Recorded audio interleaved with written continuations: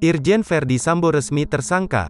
Verdi Sambo juga memaksa Baradae untuk menembak Brigadir J. Pengumuman tersangka itu disampaikan Kapolri Jenderal Listio Sigit, Selasa, tanggal 9 Agustus tahun 2022.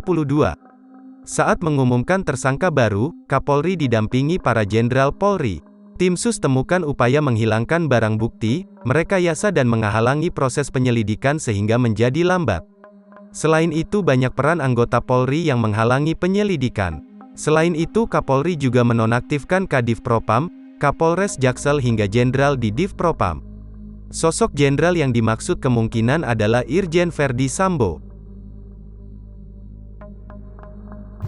Yang telah kita lakukan terhadap saksi-saksi yang berada di TKP, termasuk saksi-saksi lain yang terkait, juga saudara RE, saudara RR, saudara KM, saudara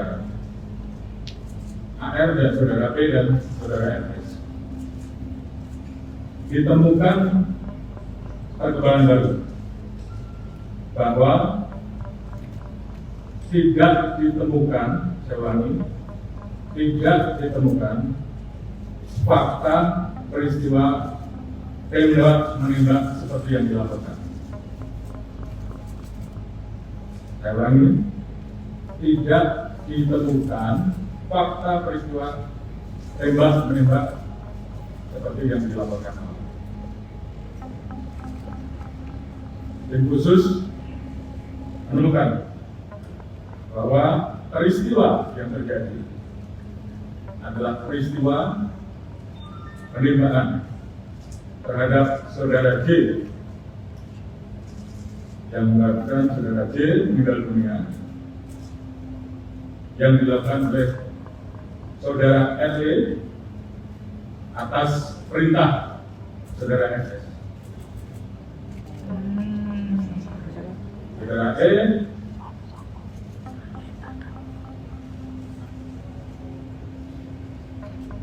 telah mengajukan sisi dan saat ini itu juga yang membuat peristiwa ini menjadi semakin terang.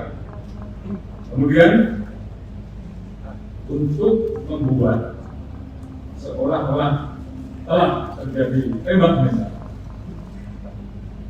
saudara FS melakukan penembakan dengan senjata milik saudara J ke dinding berkali-kali untuk membuat kesan seolah telah terjadi tembak-menembak.